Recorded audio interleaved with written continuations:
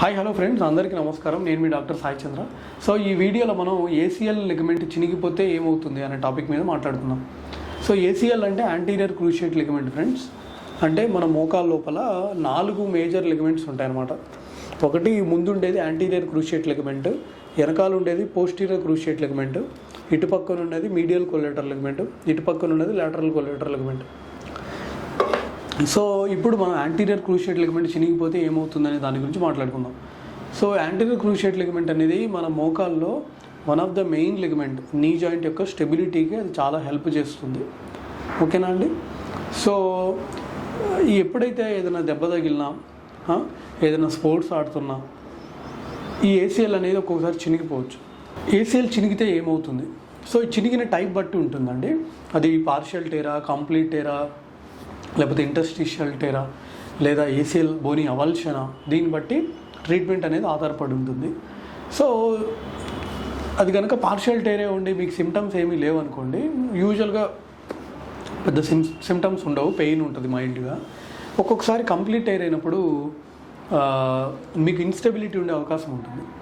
Instability అంటే ఏంటంటే కాలు నడిచేటప్పుడు ఇట్లా కాలు పక్కకు పోతూ ఉంటుంది, నడిచేటప్పుడు ఇలా పక్కకు పోతూ ఉంటుంది అనమాట.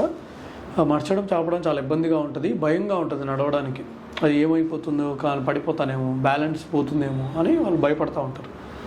సో ఈ ఏసీఎల్ యూజువల్గా ఏంటంటే మెజారిటీ ఆఫ్ ద పేషెంట్స్లో పడ్డప్పుడు దెబ్బ తగినప్పుడు బాగానే ఉంటుంది. వాళ్ళు దగ్గరలో ఉన్న వాళ్ళే వెళ్ళి మెడికల్ షాప్కి వెళ్ళి ఏదో మందులు తెచ్చుకొని వేసుకుంటారు. తర్వాత ఎక్స్రే తీస్తే బాగానే ఉంది కదా అనుకుంటారు, ఏం లేదనుకుంటారు. మళ్ళీ 2-3 వారాలకి నొప్పి ఎక్కువైపోవడము, మర్చడం చాపడం కష్టంగా ఉండడము, సో మోకాలు వాయడము, ఈ ఫీచర్స్ ఉన్నప్పుడు అప్పుడు ఎంఆర్ఐ దగ్గరలో ఉన్న ఆర్థోపెడిక్ సర్జన్ని కన్సల్ట్ అవుతే వాళ్ళు ఎంఆర్ఐ స్కాన్ అడ్వైజ్ చేసినప్పుడు ఆ ఎంఆర్ఐలో ఈ మోకాలకి సంబంధించి ఈ ఏసీఎల్ కంప్లీట్ టేర్ అనేది మనం చూస్తూ ఉంటాం. ఒక్కొక్కసారి దాంతోపాటు మెనిస్కల్ టేర్స్ కూడా ఉంటాయి అన్నమాట. ఇంకా వేరే లిగమెంట్ టేర్స్ కూడా ఉండొచ్చు, ఎంసీఎల్ ఉండొచ్చు, ఎల్సీఎల్ కూడా ఉండొచ్చు. యూజువల్గా మల్టీ లిగమెంటస్ టేర్స్ ఉన్నప్పుడు పేషెంట్ ముందే మనకి అంత సివియర్గా ఉంటుంది కాబట్టి ముందే ప్రజెంట్ అవుతారు. ఏసీఎల్ వల్ల అంత సివియర్గా ఉండదు కాబట్టి కొంచెం లేట్గా వస్తారు. సో వాళ్ళకి కనుక ఇన్స్టెబిలిటీ ఉంది, కాలు పక్కకు పోతుంది, బ్యాలెన్స్ వాళ్ళకి భయంగా ఉంది, నడవలేకపోతున్నారు అన్నప్పుడు వాళ్ళకి సర్జరీ అనేది అడ్వైస్ చేస్తాము. ఆర్థ్రోస్కోపిక్ ఏసీఎల్ రీకన్స్ట్రక్షన్ అంటారు. సో ఏంటి సర్జరీ అంటే, ఈ లిగమెంట్ ఏదైతే ఉందో, ఈ మెయిన్ లిగమెంట్ చినిగిపోయింది కదండి. సో ఆ చినిగిపోయిన లిగమెంట్ ప్లేస్లోంచి పక్క నుంచి హ్యామ్స్ట్రింగ్ మజిల్స్ అనేవి ఉంటాయి.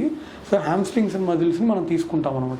హ్యామ్స్ట్రింగ్ మజిల్స్ని తీసుకొని అది ఏసీఎల్ గ్రాఫ్ట్ లాగా ప్రిపేర్ చేస్తాం. ప్రిపేర్ చేసి ఫీమర్కి ఒక టన్నెల్, అంటే ఇది పైన ఉన్న బోన్ ఫీమర్ అంటారండి, కింద ఉన్న బోన్ టిబియా అంటారు. సో ఫీమర్కి ఒక టన్నెల్ వేస్తాము, కింద టిబియాకి ఒక టన్నెల్ ప్రిపేర్ చేస్తాం. సో నేటివ్ ఏసీఎల్ ఎక్కడ ఉంటుందో, అంటే మన ఒరిజినల్ మనం పుట్టినప్పుడు మనకు మామూలుగా ఏసీఎల్ లిగమెంట్ ఎక్కడ ఉంటుందో అక్కడ ఆ ఫీమర్ ఫుట్ ప్రింట్ దగ్గర అక్కడ ఒక టన్నెల్ వేస్తాము. టిబియాలో ఏమో టిబియల్ దాని ఫైబర్స్ ఉంటాయి కదా, ఏసీఎల్ నేటివ్ ఫైబర్స్, అక్కడ ఒక టన్నెల్ వేస్తాము. సో వాళ్ళ సైజ్ బట్టి, వాళ్ళ బాడీ సైజ్ బట్టి మనకు వచ్చే గ్రాఫ్ట్ సైజ్ అనేది ఆధారపడి ఉంటుంది. వాళ్ళు హైట్గా కొంచెం బాడీ బిల్డింగ్ జిమ్ బాడీ అయితే కొంచెం మంచి గ్రాఫ్ట్ వస్తుంది. మరి థిన్గా లీన్గా ఉన్నారంటే కొంచెం చిన్న గ్రాఫ్ట్ వస్తుంది అనమాట, ఆ గ్రాఫ్ట్ సైజ్. సో యూజువల్గా ఏంటంటే పైన ఎండో బటన్తో కింద ఒక ఇంటర్ఫరెన్స్ స్క్రూతో దాన్ని ఫిక్స్ చేయడం జరుగుతూ ఉంటుంది. ఇది సర్జన్స్ ప్రిఫరెన్స్, చాలా ఉంటాయి దీంట్లో ఆప్షన్స్. సర్జన్ వాళ్ళ ఎక్స్పీరియన్స్, వాళ్ళ ట్రైనింగ్ బట్టి ఇంప్లాంట్స్ అనేవి వాడుతూ ఉంటారు. సో యూజువల్గా సర్జరీ తర్వాత వాళ్ళకి ఫిజియోథెరపీ అనేది ఉంటుంది, చాలా ఇంపార్టెంట్ ఈ ప్రోటోకాల్ అనేది. సో ఎవ్రీ వీక్ వాళ్ళకి ఒక గ్రేడెడ్ మేనర్లో ఈ మూమెంట్స్ అనేవి చేపిస్తూ ఉంటాము. సో ఎందుకంటే ఫిజియోథెరపీ ఎందుకు ఇంపార్టెంట్ అంటే, వాళ్ళు కనుక సరిగ్గా చేయలేదంటే మోకాలు స్టిఫ్ అయిపోయే ఛాన్స్ చాలా ఎక్కువ ఉంటుంది. ఎందుకంటే మనం సర్జరీ చేసిందే మళ్ళీ పేషెంట్ నార్మల్ అవ్వడానికి, మంచిగా నడవడానికి, మంచిగా పరిగెత్తడానికి, ఆయన వర్క్స్ అన్నీ ఆయన చేసుకోవడానికి. సో నీ మూమెంట్స్ కనుక హ్యాంపర్ అవుతున్నాయి, మోకాలు స్టిఫ్గా అవుతుందంటే అది కరెక్ట్ కాదు. సో ఇమ్మీడియట్గా వాళ్ళని ఫిజియోథెరపీలో వాళ్ళకి అడ్వైజ్ ఇస్తాము. ఎవ్రీ వీక్ ఖచ్చితంగా వీడియో, ఇంట్లో ఉంటే వీడియో పంపించమని చెప్తాము. ఏదైనా నీ మూమెంట్స్ అయితే కంపల్సరీ మానిటర్ చేస్తూ ఉండాలి. సో ఇది ఫ్రెండ్స్ ఈ వీడియోలో కంప్లీట్ ఇన్ఫర్మేషన్ ఏసీఎల్ గురించి. సో ఒక్కొక్కసారి వేరే గ్రాఫ్ట్లు కూడా వాడతాం ఫ్రెండ్స్.